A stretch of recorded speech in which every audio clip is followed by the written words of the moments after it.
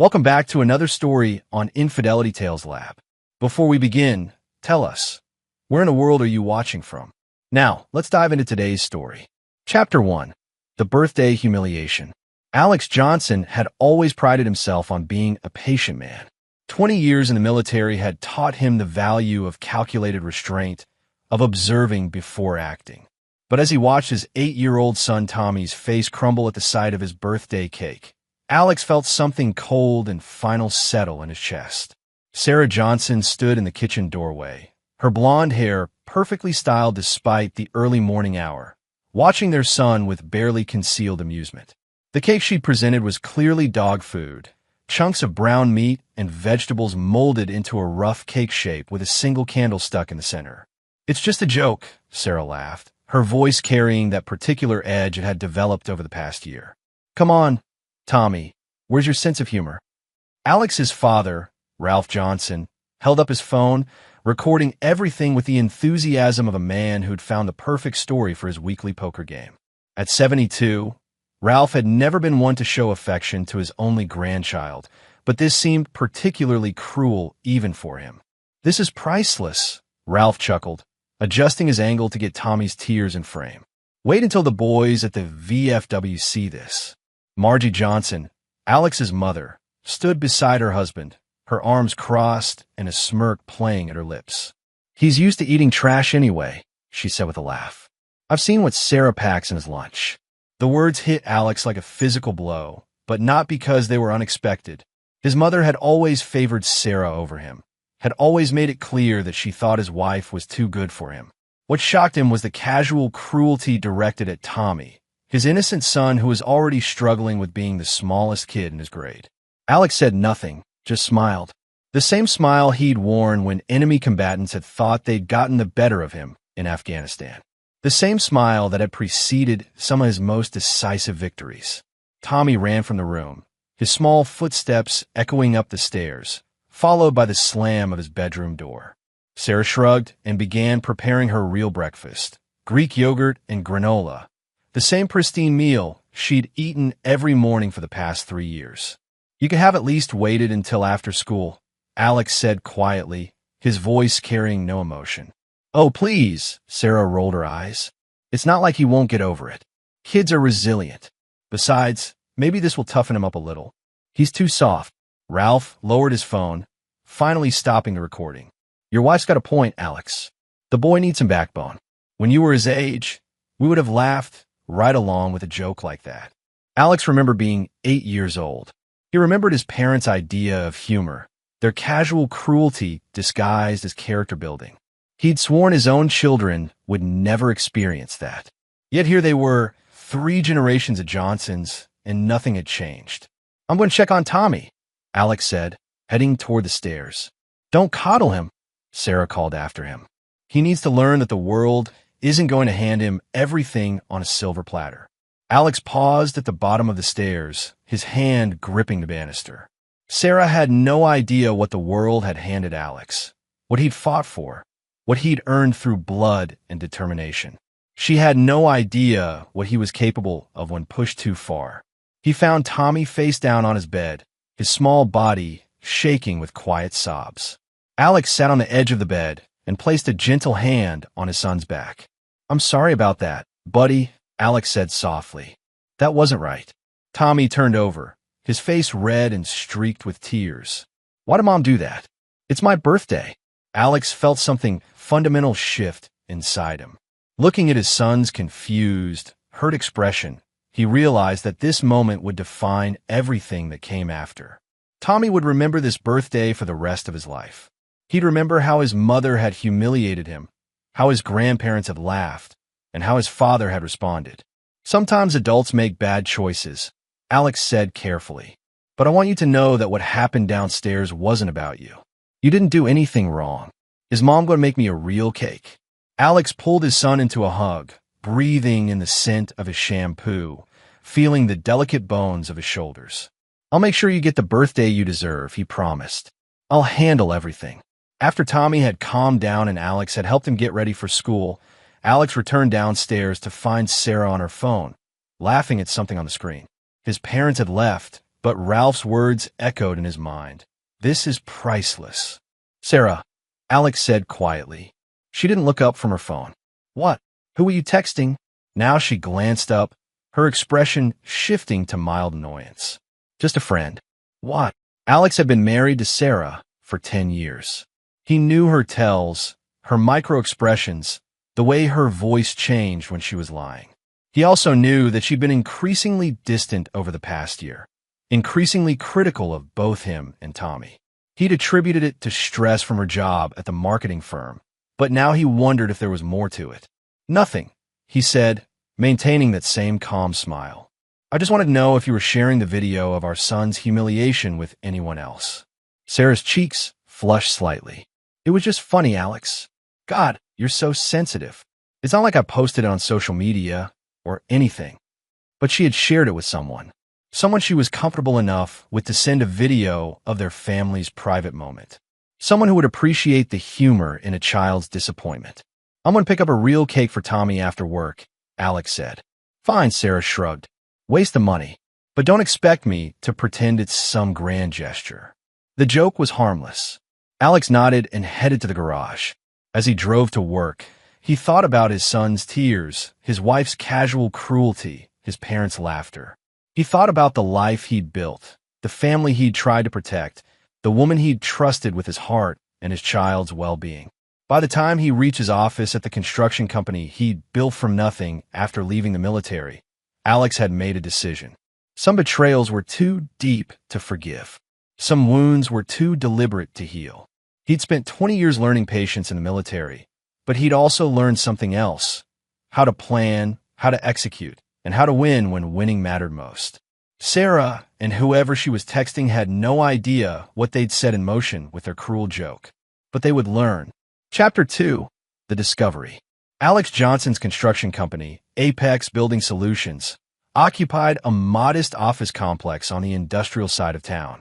He'd built it from the ground up after his military discharge, leveraging his engineering background and leadership experience into a thriving business that specialized in high-end residential projects. The work was honest, profitable, and provided him with the resources to give his family a comfortable life. More importantly, it had taught him how to investigate. In construction, you learned to spot problems before they became disasters. You developed an eye for structural weaknesses, for signs that something wasn't built to last. You learned to ask the right questions and verify every detail, because people's lives depended on your thoroughness. As Alex sat in his office that afternoon, he applied those same skills to his marriage. Sarah's phone records were easy enough to access. They shared a family plan, and Alex was the primary account holder. What he found made his jaw tighten with something that went beyond anger into a realm of cold, calculating fury. Hundreds of texts over the past 8 months to a number registered to Brett Young. The frequency had increased dramatically in recent weeks, with exchanges happening at all hours of the day and night. The content preview function showed fragments. Can't wait to see you. He's so clueless. Soon we won't have to hide anymore. Alex pulled up Brett Yang's social media profiles. 34 years old, fitness instructor at Elite Fitness downtown, divorced with no children. His Instagram was full of shirtless photos, motivational quotes about living authentically, and comments from women that made it clear he had quite a following. But it was a photo from 3 weeks ago that made Alex's blood run cold. Brett Young and Sarah Johnson, clearly taken at some upscale restaurant. Her hand resting on his arm, both of them gazing at each other with the intensity of new lovers. Sarah was wearing the dress Alex had bought her for their anniversary last year. The caption read, "When you find someone who makes you laugh until your stomach hurts." #blessed #new chapter. Alex scrolled through the comments. Several people had congratulated them on their relationship, calling them a perfect couple, asking when they were going to make it official. One comment from a woman named Desiree Kern made Alex's chest tighten. "Sarah's so lucky to have found someone who appreciates her sense of humor. That video you sent was hilarious." So the video of Tommy's humiliation had been shared. His son's pain had become entertainment for Sarah's new social circle. Alex spent the next hour conducting a thorough background check on Brett Young. Military training had its benefits. Alex still maintained contacts in various agencies, and a few discreet phone calls revealed interesting information. Brett had been fired from 2 previous gyms for inappropriate relationships with married clients. He was currently 3 months behind on his car payments and had recently taken out a high-interest personal loan for $15,000. Most interesting of all, Brett Young had been asking questions about Alex's business. According to Alex's contact at the bank, Brett had attempted to get information about Apex Building Solutions' financial status, claiming to be a potential investor. The bank had, of course, refused to provide any details, but it painted a clear picture of Brett's intentions. Alex leaned back in his chair, processing the information. This wasn't just an affair born of passion or emotional connection. Brett Young was a predator who targeted wealthy married women, and Sarah had walked right into his trap. But instead of feeling sorry for his wife, Alex felt something colder. Sarah had chosen this. She'd chosen to humiliate their son, to betray their marriage, to destroy their family for a man who saw her as nothing more than a paycheck. His phone buzzed with a text from Sarah, "Working late tonight. Don't wait up." Alex smiled that same calm smile from the morning. He typed back, "No problem. Take your time." Then he made a series of phone calls. The first was to his lawyer, Ian Brennan, who'd handled the legal aspects of Alex's business for years. Ian was discreet, thorough, and had a reputation for aggressive representation when needed. "Ian, I need to discuss some personal matters," Alex said when the lawyer answered. "Hypothetically, what would be the best way to protect my assets if I were facing a divorce?" "That's an interesting hypothetical," Ian replied carefully. "How time-sensitive is this hypothetical situation?" "Very." "I see. Well, hypothetically, the sooner we act, the better positioned you'd be. There are several strategies we could employ, but timing is crucial. How confident are you that divorce is inevitable?" Alex thought about Tommy's tears, about Sarah's cruel laughter, about the casual way she'd shared their son's humiliation with her lover. "Completely confident. Then I'd suggest we meet tomorrow morning. Bring all your financial documents, and we'll discuss your options." Hypothetically, of course. The second call was to Stuart Peters, a private investigator Alex had met through business connections. Stuart was ex-FBI, methodical, and completely uninterested in moral judgments.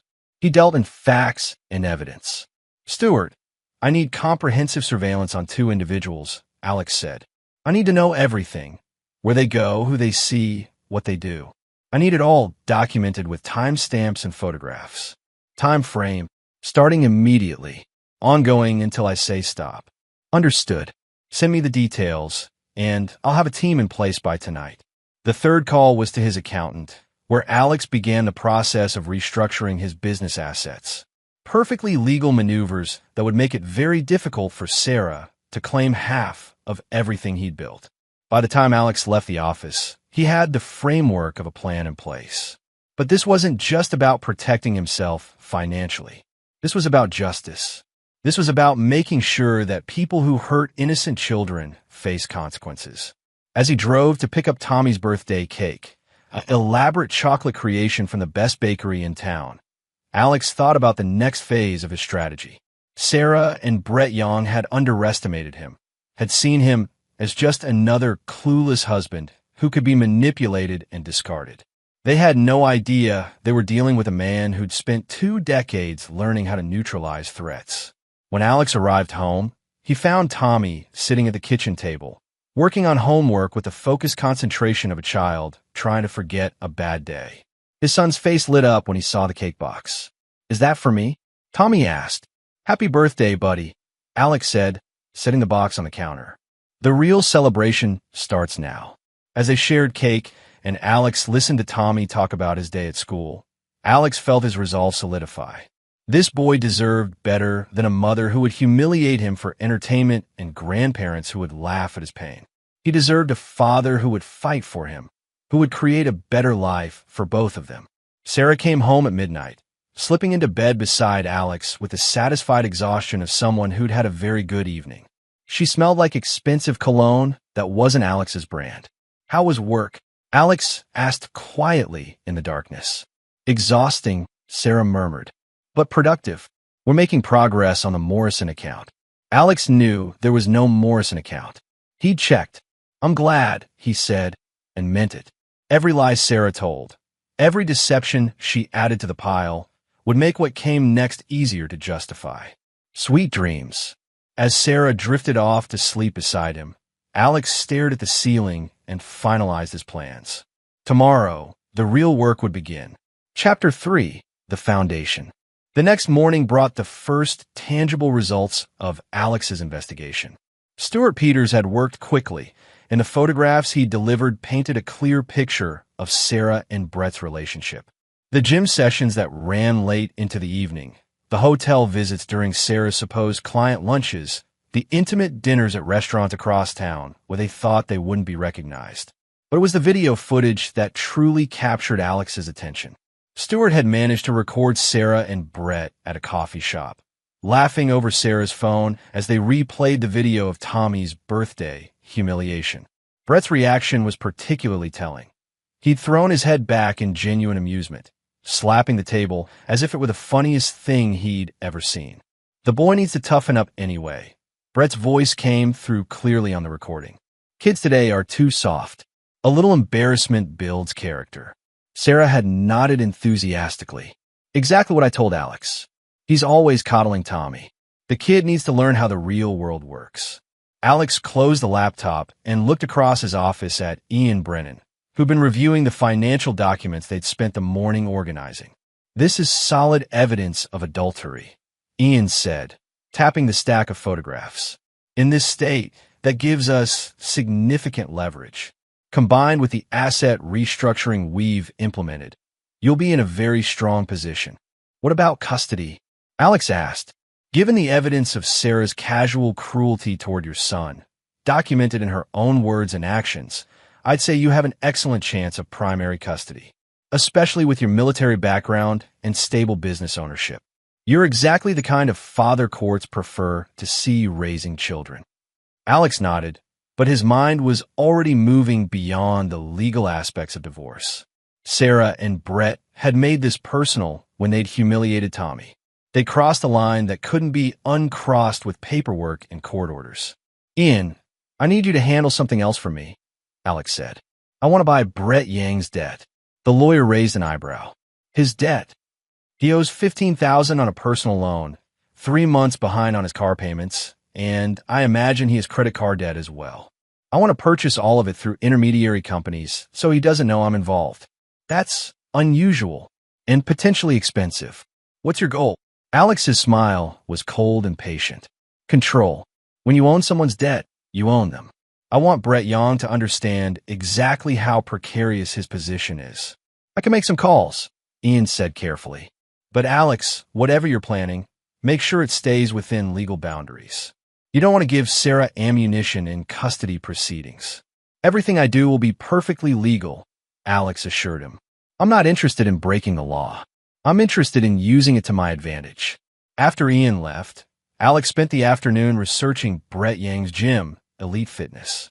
The business was struggling. High overhead, expensive equipment loans, and declining membership numbers. The owner, Eduardo Hoyt, was a former bodybuilder who'd invested everything he had into the gym and was now facing financial difficulties. Alex called Eduardo and arranged a meeting for the following day, presenting himself as a potential investor interested in the fitness industry. It wasn't entirely false. Alex had been considering diversifying his business portfolio, and gyms could be profitable with proper management. That evening, Alex took Tommy out for dinner at their favorite restaurant, just the two of them. His son was still subdued from the morning's humiliation, but he perked up when Alex let him order dessert without finishing his vegetables. Dad, why did Mom put dog food in my cake? Tommy asked between bites of ice cream. Alex had been dreading this question, but he'd prepared for it. Sometimes people make choices that hurt others, even when they don't mean to. Your mom thought it would be funny, but she didn't think about how it would make you feel. Grandpa and Grandma thought it was funny too. I know, buddy, and that wasn't right either. You know what, though? You handled it with more dignity than any of them showed. I'm proud of you for that. Tommy considered this seriously, the way children do when they're trying to understand the complex motivations of adults. Are you mad at Mom? Alex chose his words carefully. I'm disappointed that she hurt your feelings, and I'm going to make sure it doesn't happen again. Promise. Promise. When they returned home, Sarah was in the living room, lounging on the couch with her phone. She barely looked up when they entered. How was dinner? She asked, but her tone suggested she was asking out of obligation rather than interest. Good, Alex replied. Tommy, why don't you go get ready for bed? I'll be up to read with you in a few minutes. After Tommy had gone upstairs, Alex sat down across from Sarah. She was scrolling through social media, occasionally smiling at something on her screen. We need to talk about this morning, Alex said. Sarah sighed heavily, as if the conversation was an imposition. Alex, I already told you, it was just a joke. You're making way too big a deal out of this. Our son was humiliated on his birthday. My parents filmed it. You shared it with your friends. How is that not a big deal? For the first time, Sarah looked directly at him, and Alex caught a flash of something cold in her eyes. Maybe if Tommy wasn't so sensitive, it wouldn't have been such a problem. And maybe if you didn't coddle him so much, he'd be able to handle a little teasing. Teasing. Alex kept his voice level, but inside his resolve crystallized further. Sarah, you gave our 8-year-old son dog food instead of a birthday cake, and then laughed when he cried. That's not teasing. That's cruelty. Sarah's cheeks flushed, but with anger rather than shame. Oh, please. One disappointing moment isn't going to traumatize him. Kids need to learn that life isn't always fair. If anything, I was doing him a favor by preparing him for reality. Alex studied his wife's face, looking for any sign of remorse, any indication that she understood the gravity of what she'd done. He found nothing but defensive irritation and self-justification. You're right, he said finally. Life isn't always fair.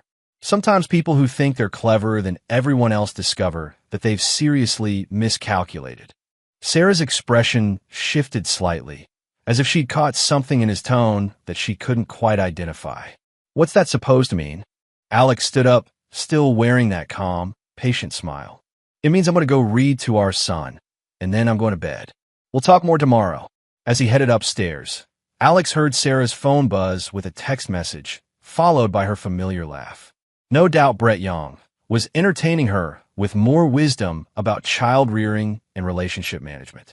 Let them laugh, Alex thought as he settled in beside Tommy to read the next chapter of Hatchet, their current bedtime book. Let them think they were so clever, so superior, so much smarter than the boring husband and father they were planning to discard. They had no idea they were dealing with a man who'd spent his adult life learning how to win against superior forces through superior planning. They had no idea that every laugh, every cruel comment, every moment of their shared amusement was being documented and cataloged as evidence.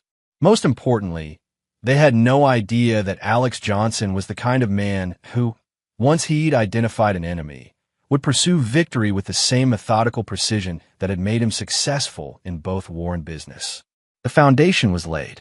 Now it was time to build. Chapter 4. The Structure Rises.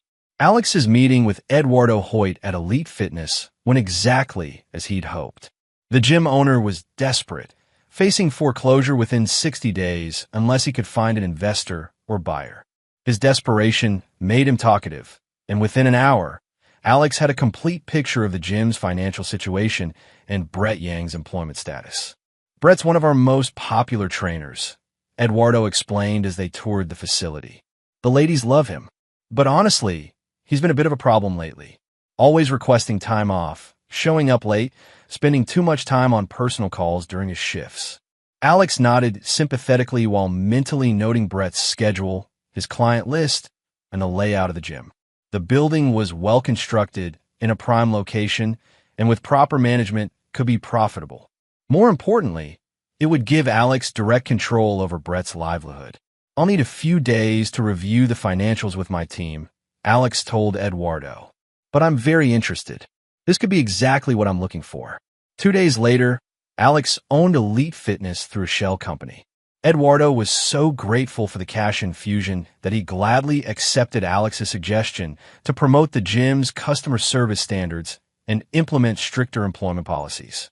Brett Young had no idea his new boss was the husband of the woman he was sleeping with. Meanwhile, Stuart Peters continued his surveillance, providing Alex with a detailed timeline of Sarah and Brett's affair. They met 3 times a week, Mondays at the Marriott downtown, Wednesdays at Brett's apartment, and Fridays at various restaurants around the city.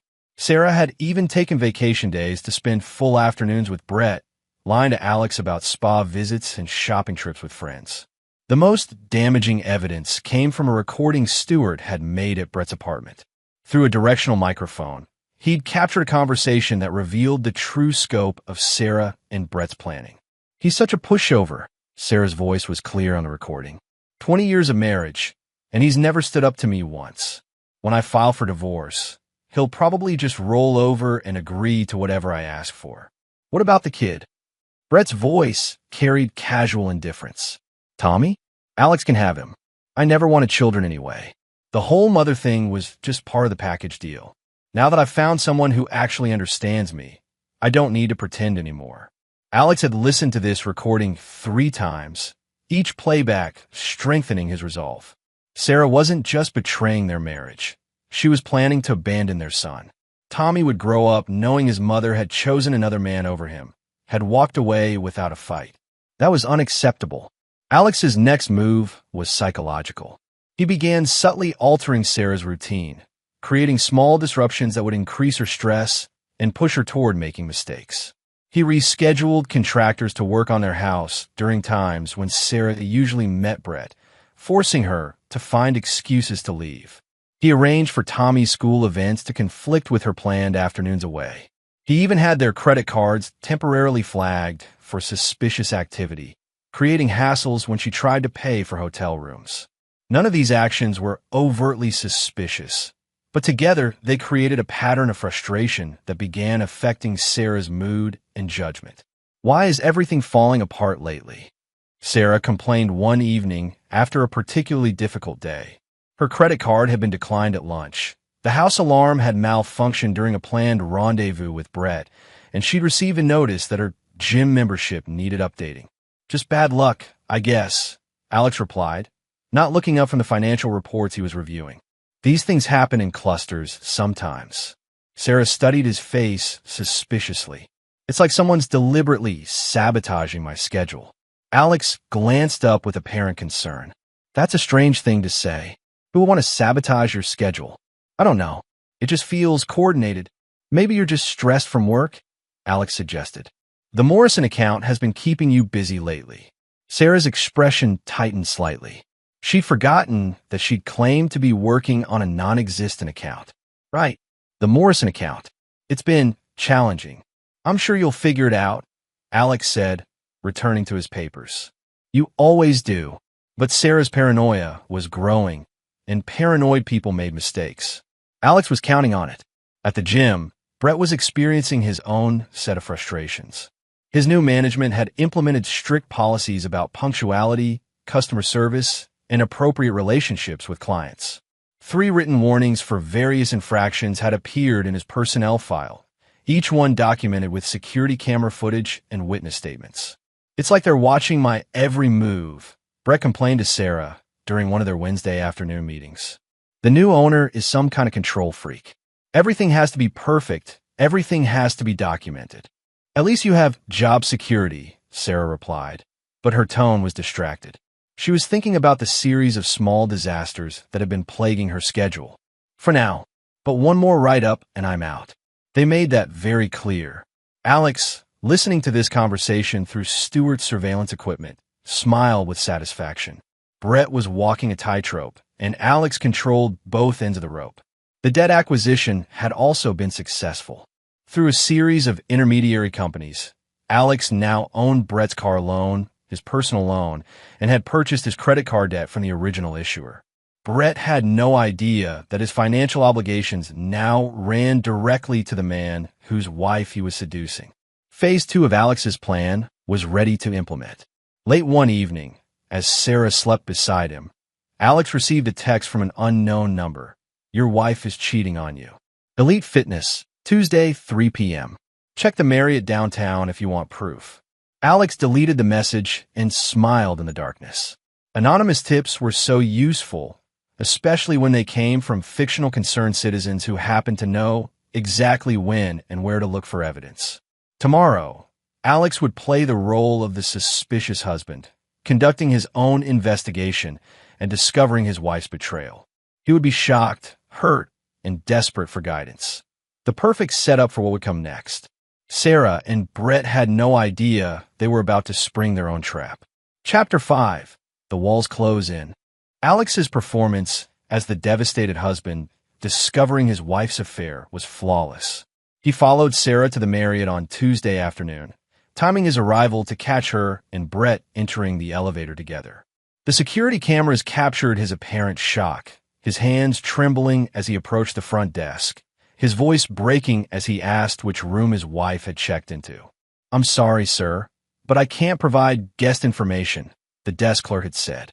"Please," Alex had replied, his voice perfectly pitched between hurt and desperate. "I think my wife is here with another man. I just need to know if I'm losing my mind." The desk clerk, a young woman named Cara Mays, had taken pity on him. While she couldn't provide room numbers, she could confirm that a Sarah Johnson had indeed checked in that afternoon with a male companion. Alex had thanked her profusely, handed her a $100 tip, and left the hotel looking like a broken man.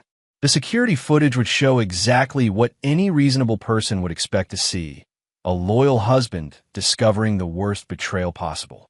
That evening, Alex confronted Sarah with the evidence he gathered. He sat her down in their living room, his hands visibly shaking, his voice carefully modulated to convey hurt rather than anger. "I followed you today," he said quietly. "I know about Brett Young." Sarah's face went through a rapid series of expressions: surprise, panic, calculation, and finally defiance. "How long have you known?" "I've suspected for a while, but today confirmed it." "Sarah, we've been married for 10 years. We have a son together. How could you do this to our family?" Instead of remorse, Sarah's expression hardened into something cold and determined. "Because I'm not happy, Alex. I haven't been happy for years. Brett makes me feel alive again. Makes me feel like the woman I used to be before I got trapped in this suburban housewife nightmare." Alex blinked as if he'd been slapped. "Trapped? Sarah, we built this life together. We planned it together." "You planned it," Sarah corrected. "I went along with it because I thought it was what I was supposed to want. But I'm done pretending. I'm done living a lie for the sake of appearances." "What about Tommy?" Sarah's expression didn't soften. "Tommy will be fine. Kids adapt. He'll probably be better off with you anyway. You're the one who actually enjoys playing house." Alex let his shoulders slump, playing the role of the defeated husband. "So what happens now?" "Now, I'm going to be honest for the first time in years," Sarah said, standing up and pacing to the window. "I want a divorce, Alex. I want to start over with someone who actually appreciates me. Someone like Brett Young. Yes, someone like Brett." Alex was quiet for a long moment, letting the silence stretch between them. "Can I ask you something? And will you give me an honest answer?" Sarah turned back to him, and for just a moment, her expression softened slightly. "What? Was any of it real? Our marriage, our family, was any of it real for you?" Sarah considered the question, and when she answered, her voice carried a finality that confirmed everything Alex had suspected. "I thought it was at the time, but looking back, I think I was just playing a role that everyone expected me to play. Brett helped me realize that I don't have to keep pretending to be someone I'm not." Alex nodded slowly, as if processing this devastating revelation. "I see. And the thing with Tommy's birthday cake, was that part of being your authentic self?" A flicker of discomfort crossed Sarah's face. "That was just, I was stressed. Brett said Tommy needed to toughen up, and I guess I let that influence me too much. Brett has opinions about how to raise our son. He's been around kids before. He knows what he's talking about." Alex filed this information away with everything else. Sarah was so deep in her fantasy that she was taking parenting advice from a man who had no children and no apparent interest in having any. "What do you want from me?" Alex asked quietly. "I want you to make this easy," Sarah replied. "I want us to handle this like adults. We'll split everything fairly, figure out custody arrangements, and move on with our lives." Alex nodded as if he were considering this reasonable proposal. "I'll need some time to process all of this." It's a lot to take in. Of course. Take all the time you need. But Alex, I hope you understand that my mind is made up. This isn't something I'm doing impulsively. I've thought about it for months. After Sarah went upstairs, presumably to text Brett about the conversation, Alex sat alone in his living room and felt a cold satisfaction settle over him. Sarah had just made several critical mistakes. She'd admitted to adultery without any coercion. She'd expressed her intention to abandon their son. Most importantly, she'd revealed that Brett Young was influencing her decisions about Tommy's welfare. Any family court judge would find Sarah's casual attitude toward her son's emotional needs deeply troubling. But Alex wasn't content to simply win a custody battle. Sarah and Brett had hurt his child, had laughed at Tommy's pain, had planned to tear apart his family for their own selfish desires. Legal victory wasn't enough. They needed to understand that actions had consequences and that some people couldn't be manipulated or discarded without repercussions. The next phase of Alex's plan required precision, timing, and careful orchestration.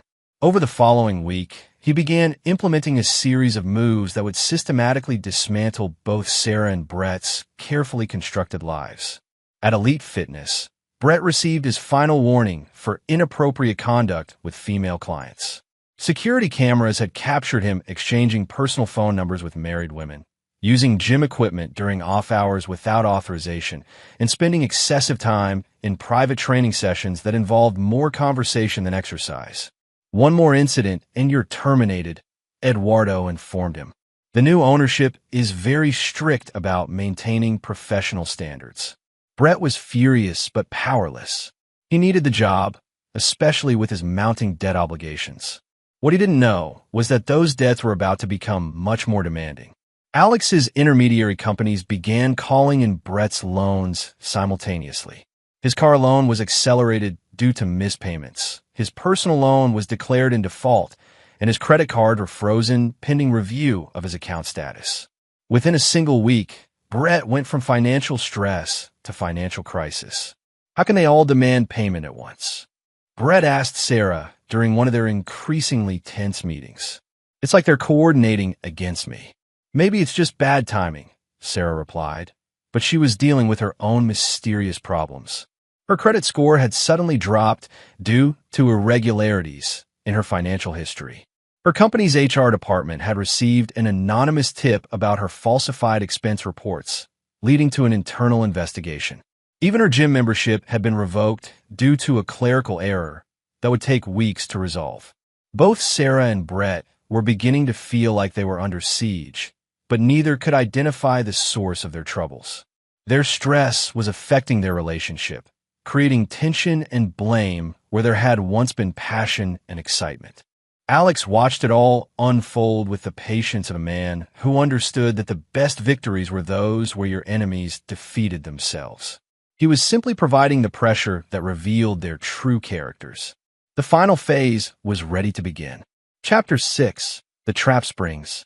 The anonymous letter arrived at Sarah's workplace on a Thursday morning, delivered by a courier service that had no record of who had paid for the delivery.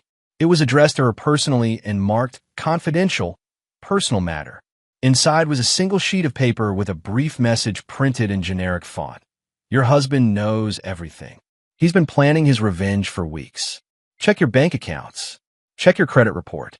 Ask yourself why everything in your life is suddenly falling apart. Get out now before it's too late. Sarah's hands trembled as she read the message twice, then a third time. She immediately called Brett, who was dealing with his own crisis at the gym.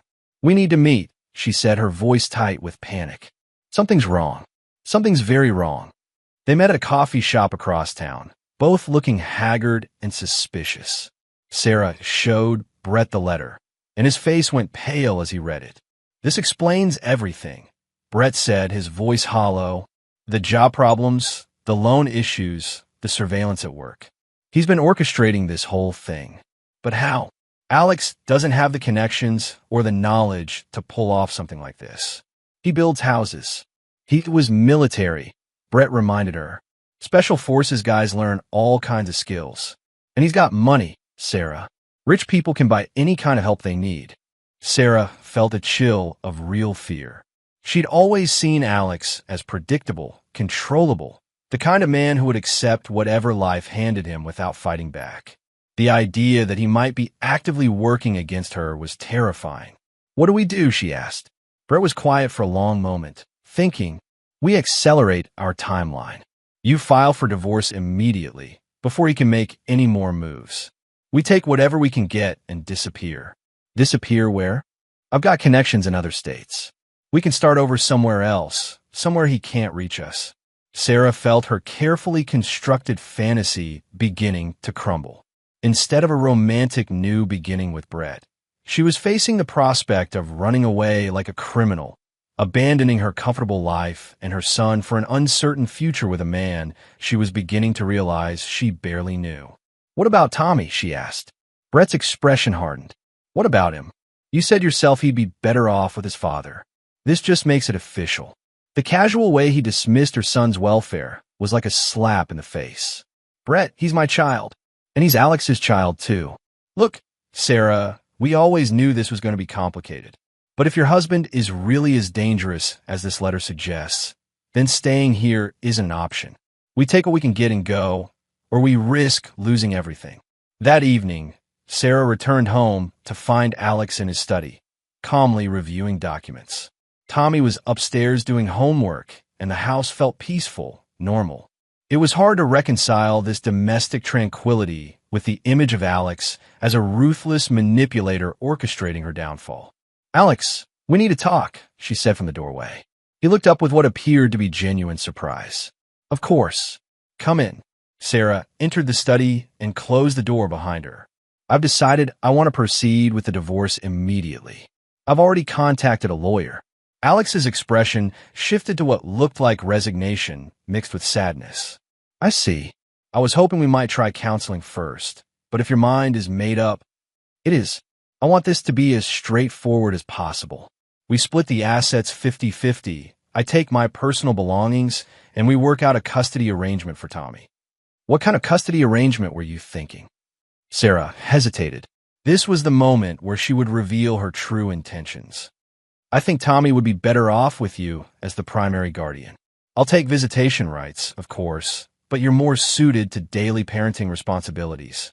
Alex was quiet for a long moment, and when he spoke, his voice carried a note of genuine confusion. "Sarah, are you saying you don't want custody of our son?" "I'm saying I want what's best for him. And what's best for him is stability, routine, a parent who can be there consistently. You can provide that better than I can." "Because you're planning to leave town?" Sarah's eyes sharpened. "What makes you say that?" "Just a feeling. The way you're talking, it sounds like you're planning to start completely over somewhere else." The conversation was making Sarah increasingly uncomfortable. Alex seemed surprised by her decisions rather than triumphant, confused rather than calculating. Either he was an exceptional actor, or the anonymous letter had been wrong about his involvement in her recent troubles. "I just want us both to be able to move forward with our lives," she said carefully. "I understand. And Sarah, despite everything that's happened, I want you to be happy. If Brett Young makes you happy, then I hope things work out for you." The casual mention of Brett's name hit Sarah like a physical blow. Alex knew about Brett, had known all along, but his tone carried no anger or threat, just tired acceptance. "How long have you known?" she asked. "A few weeks. I had you followed. And you didn't say anything?" Alex shrugged. "What was I supposed to say? That I wanted you to stay with someone who clearly didn't want to be here? That I wanted to force you to pretend to love me and our son?" Sarah felt tears welling up in her eyes, but she wasn't sure if they were from guilt, relief, or confusion. "Alex, I never meant for things to happen this way. I know. These things rarely happen the way we plan them." Alex paused, then continued in a quieter voice. "Can I ask you one favor?" "What?" "Don't disappear without saying goodbye to Tommy. Whatever happens between us, he deserves to hear from you that it's not his fault." Sarah nodded, not trusting her voice. The conversation wasn't going anything like she'd expected. Instead of the confrontation she'd braced for, Alex was being reasonable, understanding, even kind. It was making her question everything Brett had told her about Alex's supposed revenge campaign. After Sarah left the study, Alex sat back in his chair and smiled. The performance had been perfect. Sarah was now completely off balance, questioning her assumptions, doubting Brett's judgment. The anonymous letter had done exactly what Alex had intended. It had forced Sarah and Brett to reveal their true characters under pressure. Brett had immediately suggested running away, abandoning Tommy without a second thought. Sarah had been willing to consider it. Both of them had shown that when faced with consequences for their actions, their first instinct was to flee rather than take responsibility. It was exactly the evidence Alex needed for the final phase of his plan. Tomorrow, everything would come together. Sarah and Brett had played their parts perfectly, never realizing they were following a script Alex had written from the beginning. The trap had sprung. Now it was time to collect what he was owed. Chapter 7. The Reckoning Begins. Alex's plan reached its crescendo on a Friday afternoon when multiple carefully orchestrated events converged with military precision. He'd spent weeks positioning the pieces, and now it was time to watch them fall. At exactly 2:30 p.m., Brett Young received a phone call at Elite Fitness from a debt collection agency, informing him that all his loans had been consolidated and were now due in full within 48 hours. The total amount was $63,000, far more than Brett had realized he owed due to accelerated interest and penalties. There must be some mistake, Brett protested. I need to speak to a supervisor. The loans have been purchased by a private investment firm, the collection agent explained. They have the legal right to demand immediate payment. If you cannot comply, repossession proceedings will begin Monday morning. At the same time, Sarah was sitting in her divorce attorney's office, receiving devastating news about her legal position. The lawyer, Tony Black, was one of the most expensive in the city, but his expression was grim as he reviewed Alex's financial disclosures. Mrs. Johnson, I'm afraid your husband has restructured his assets in a way that significantly limits what you can claim in a divorce settlement, Tony explained. His business holdings have been moved into trusts and LLCs that predate your marriage. Most of your joint assets appear to have been funded primarily by his earnings, which gives him considerable leverage. But we've been married for 10 years, Sarah protested. I contributed to building that life.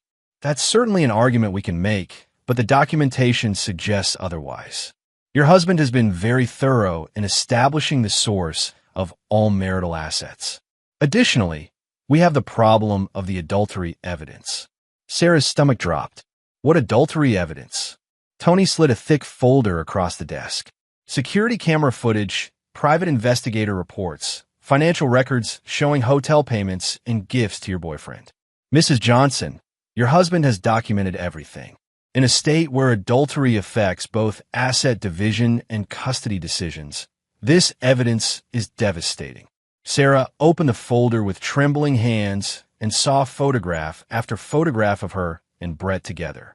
Hotel receipts with her signature, text message transcripts, even the video of Tommy's birthday humiliation, with timestamps showing when she'd shared it with Brett. There's more, Tony continued. Your husband has evidence that your boyfriend has been influencing your parenting decisions regarding your son. Family courts take a very dim view of that kind of outside interference in child welfare. Meanwhile, at Elite Fitness, Brett was experiencing his own catastrophe. Eduardo Hoyt called him into the office and handed him a termination notice, effective immediately. I'm sorry, Brett, but the new ownership has made it clear that your employment here is no longer viable, Eduardo explained. There have been too many incidents, too many violations of company policy. This is insane, Brett protested. I've been one of your best trainers for 3 years. That may be true, but the new management has different standards. Your final paycheck will be ready Monday, minus deductions for equipment damage and policy violations. Brett stormed out of the gym, his phone buzzing with calls from creditors and collection agencies. His car had already been repossessed from the parking lot while he was being fired. His apartment lease was in jeopardy due to missed payments. In the span of 2 hours, his entire life had collapsed. He called Sarah in a panic. We need to meet right now. Everything's falling apart.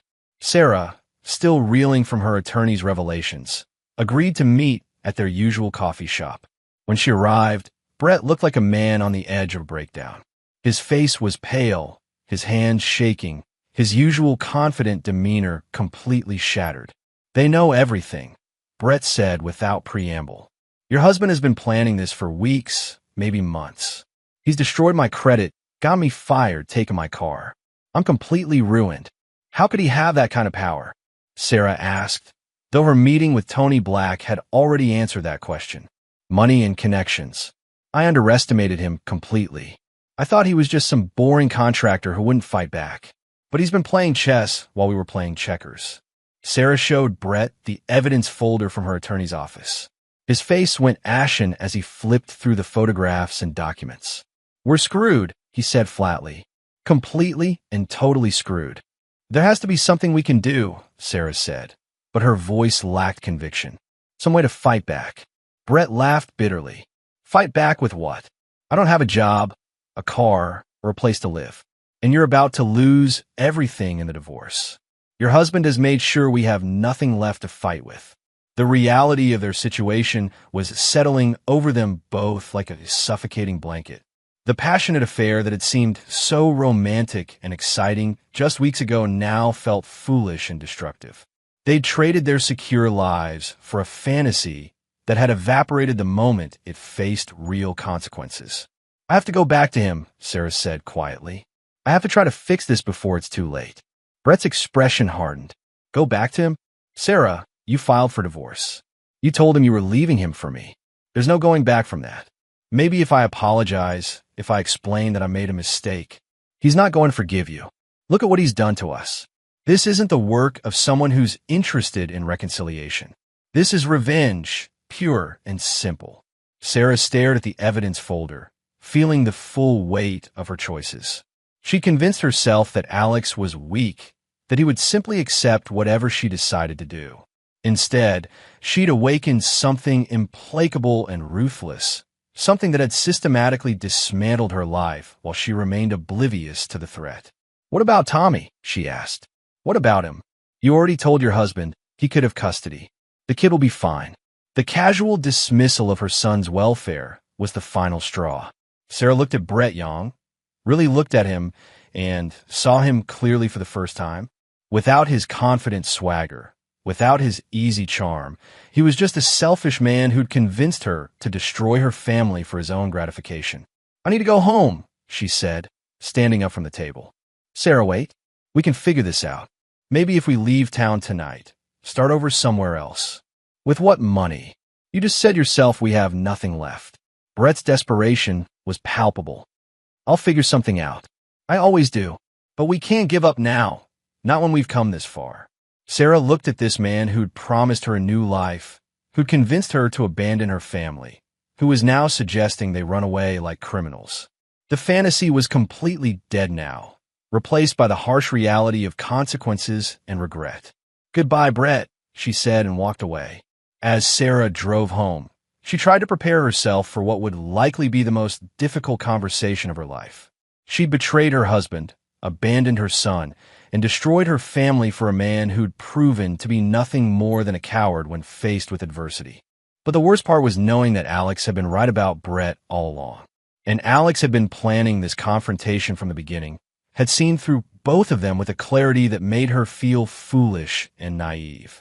She pulled into her driveway and sat in the car for several minutes, staring at the house she'd taken for granted, thinking about the family she'd been so eager to discard. Through the front window, she could see Alex helping Tommy with his homework at the kitchen table, both of them focused and content.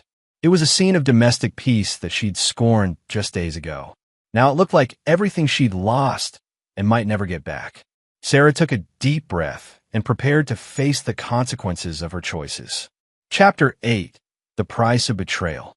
Sarah found Alex exactly where she'd seen him through the window, sitting at the kitchen table with Tommy, working through a math worksheet.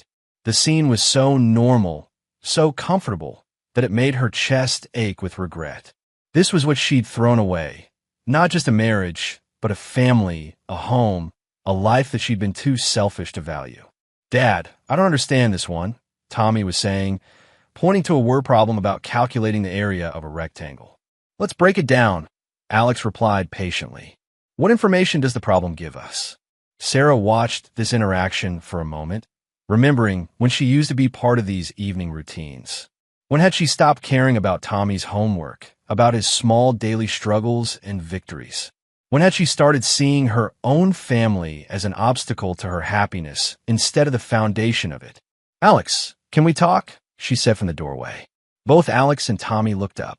Alex's expression was neutral, but Tommy's face brightened with genuine pleasure at seeing his mother. "Mom, want to help with my math? Dad's really good at explaining it." Sarah felt her throat tighten. "Maybe later, sweetheart. I need to talk to your dad first." Alex stood up, ruffling Tommy's hair. "Keep working on that one, buddy. I'll be right back." They went into Alex's study, where Sarah had initiated so many conversations over the years. Now the room felt different, charged with tension and unspoken accusations. Alex closed the door and turned to face her, his expression calm but watchful. "How did your meeting with the lawyer go?" he asked. Sarah was startled by the directness of the question. "You know about that?" "Sarah, I've known about everything from the beginning. Your affair with Brett Young, your plans to leave, your intention to abandon Tommy. I've been waiting for you to be honest about it." The word abandon hit Sarah like a physical blow. "I wasn't abandoning Tommy. I thought he'd be better off with you." "Better off or more convenient for your new life?" Sarah couldn't meet his eyes. "Alex, I know I've made terrible mistakes. I know I've hurt you and Tommy, and I'm sorry. I'm so sorry. Are you sorry because you regret your choices, or because those choices have consequences?" The question was devastating in its accuracy. Sarah realized she didn't know the answer, and that uncertainty terrified her. "I want to try to fix this," she said quietly. "I want to find a way to make things right." Alex studied her face for a long moment. "Do you love Brett Young?" I thought I did, but I don't think I really knew him. When everything started falling apart, he just wanted to run away. He was willing to abandon Tommy without a second thought. And that surprised you?" Sarah's cheeks burned with shame. "Yes. No. I don't know. I wasn't thinking clearly about any of this." "You were thinking clearly enough to humiliate our son on his birthday. You were thinking clearly enough to share that humiliation with your boyfriend. You were thinking clearly enough to plan a life that didn't include Tommy." Each accusation was delivered in the same calm, measured tone, but they cut deeper than shouting would have. Sarah felt tears starting to fall, but Alex's expression didn't soften. "I know," she whispered. "I know I was cruel to him. I know I was a terrible mother. But Alex, I want to try to be better. I want to try to fix this family." "Why?" The single word hung in the air between them. Sarah realized that Alex was asking her to examine her true motivations, to be honest about whether her desire for reconciliation was genuine or just another form of self-preservation. "Because I love you," she said finally. "Because I love Tommy. Because I threw away the most important things in my life for something that was never real."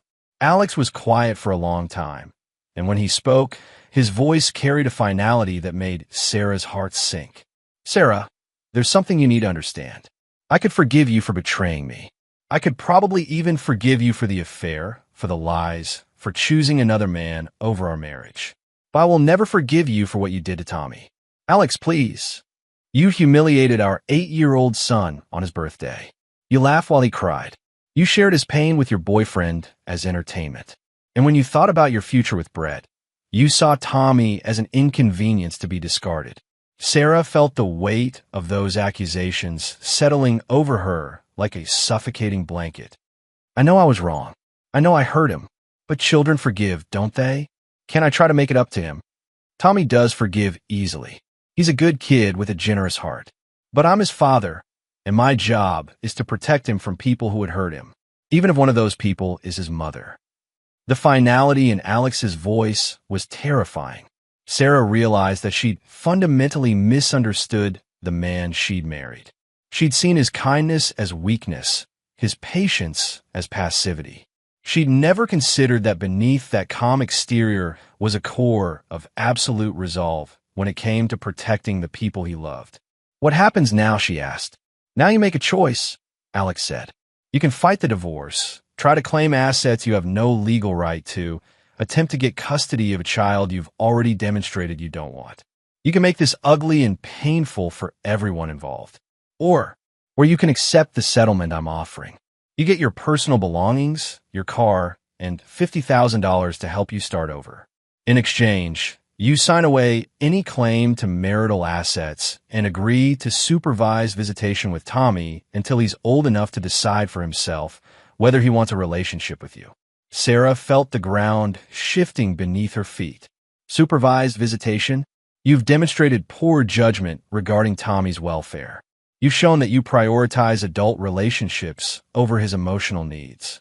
Until you can prove otherwise, any contact with our son will be supervised by a court-appointed guardian.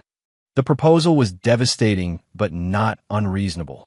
Sarah knew that any family court judge would reach similar conclusions based on the evidence Alex had gathered. Her choices had painted a clear picture of a mother who was willing to abandon her child for personal gratification.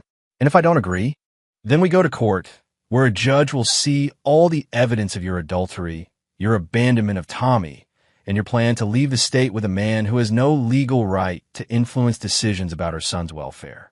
You'll get less money, lose any chance of meaningful custody, and Tommy will have to testify about how you made him feel when you gave him dog food for his birthday.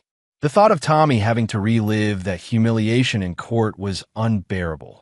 Sarah realized that Alex had constructed this choice carefully, making the path of least resistance also the path that would cause the least additional trauma to their son.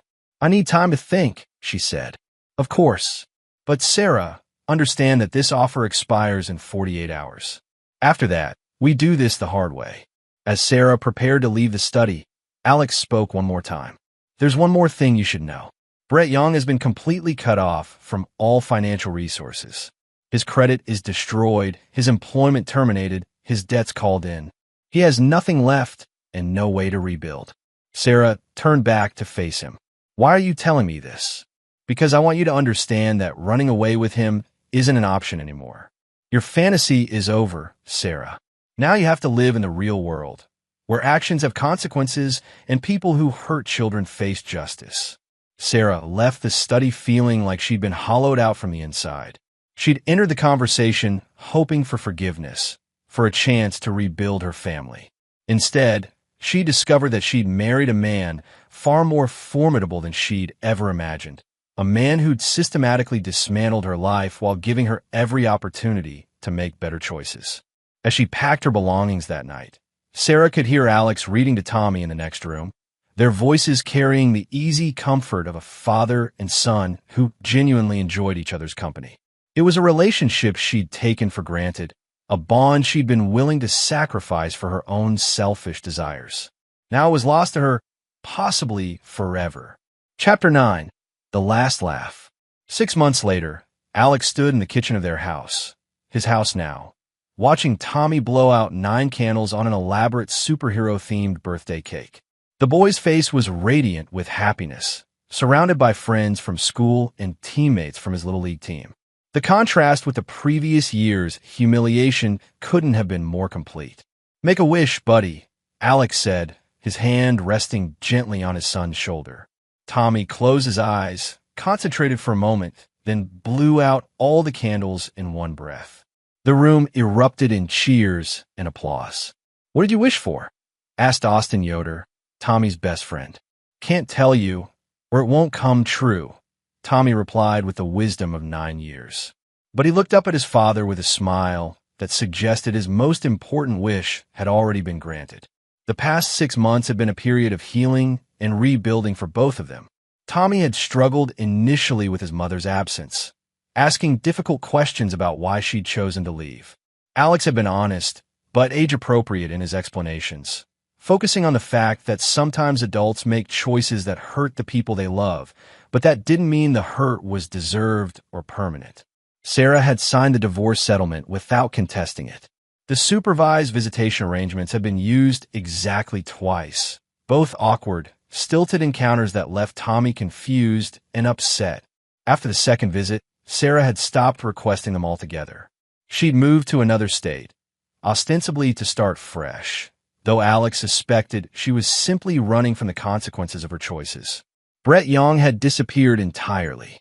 His financial ruin had been complete and irreversible. The debt consolidation had triggered a cascade of legal and personal problems that left him unable to remain in the city. Stuart Peters had tracked him to a small town in Nevada, where he was apparently working construction for minimum wage and living in a studio apartment. The fitness instructor who'd once seduced wealthy married women was now just another middle-aged man struggling to pay rent. Alex felt no sympathy for either of them. They'd made their choices with full knowledge of the potential consequences. They'd chosen cruelty over kindness, selfishness over responsibility, fantasy over reality. The fact that their choices had led to predictable outcomes was justice, not tragedy. "Dad, can we play baseball in the backyard?" Tommy asked as the party began winding down. "Absolutely. Let me help clean up first, then we'll get the gloves."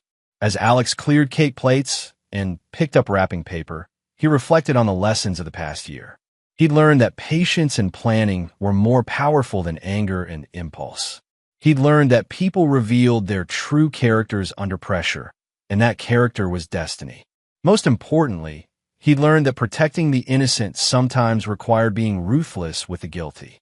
His phone buzzed with a text message from an unknown number. Alex opened it, curious. "I know what you did to us. I know how you destroyed our lives. This isn't over." Alex smiled and deleted the message. Brett Young, apparently. The man still didn't understand that his life had been destroyed by his own choices, not by Alex's response to them. Some people never learned to take responsibility for their actions. Alex typed a brief reply. "Your threats are documented and will be forwarded to local authorities. Any further contact will be considered harassment. Move on with your life." Then he blocked the number and forgot about it. Brett Young was yesterday's problem, and Alex had more important things to focus on. Tommy appeared at his elbow, baseball glove in hand. "Ready, Dad?" "Ready." They went into the backyard, where the late afternoon sun was casting long shadows across the grass. Alex pitched gently while Tommy practiced his swing, both of them laughing when the ball sailed over the fence into the neighbor's yard. "I'm getting better, aren't I?" Tommy asked as they retrieved the ball. "You're getting much better. Keep practicing, and you'll be starting shortstop next season. Will you come to all my games?" "Every single one," Alex promised. "That's what dads do." Tommy beamed at this assurance, and Alex felt a deep satisfaction that had nothing to do with revenge or justice. This was what victory actually looked like, not the destruction of enemies, but the protection of innocence, the preservation of love, the building of a life worth living. As they played catch in the fading light, Alex thought about the future he was building with his son. Tommy would grow up knowing that his father would fight for him, would protect him, would never abandon him for personal convenience. He would learn that actions had consequences, that loyalty was rewarded, and that some things were worth fighting for. He would also learn that some people couldn't be trusted, that some wounds couldn't be healed with forgiveness alone, and that sometimes the only way to stop a bully was to demonstrate that their actions would have costs they couldn't afford to pay. These were hard lessons, but necessary ones. The world could be cruel, but it was also fair in its own way. People who treated others with kindness and respect generally found kindness and respect returned. People who chose cruelty and betrayal generally found themselves alone with the consequences of their choices. Sarah had learned this lesson too late. Brett Young was still learning it. But Tommy would grow up understanding it from the beginning, which would make him stronger, wiser, and better prepared for whatever challenges life might bring. As the sun set and they headed inside for dinner, Alex reflected on the justice of it all. A year ago, he'd been a man whose family was being quietly destroyed by people who saw his kindness as weakness. Today, he was a single father raising a happy, healthy son in a home filled with love and security. Sarah was alone in another state, probably telling herself that she was the victim of circumstances beyond her control.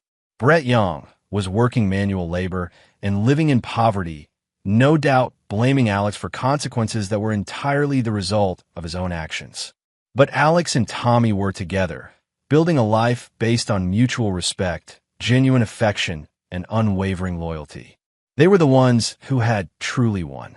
That night, as Alex tucked Tommy into bed, his son looked up at him with serious eyes. "Dad, are you happy?"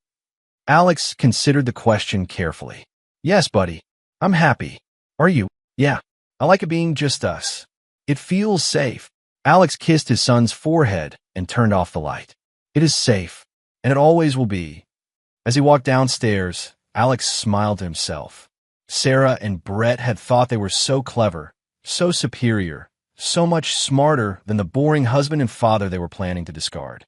They'd had no idea they were dealing with a man who understood that the best revenge wasn't getting even. It was building something better than what had been destroyed.